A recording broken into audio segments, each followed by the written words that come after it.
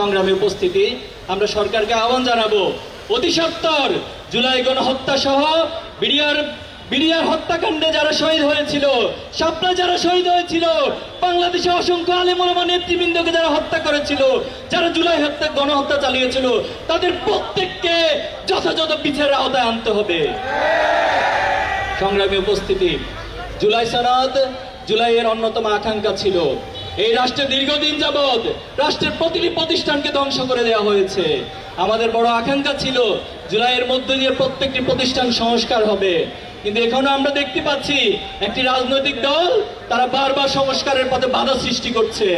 তারা বারবার প্রতিবন্ধকতা দিয়ে আবার নিজেদেরকে ফ্যাসিস্ট হয়ে ওঠার রাস্তা সবকিছু খোলা রাখার জন্য চেষ্টা করে যাচ্ছে।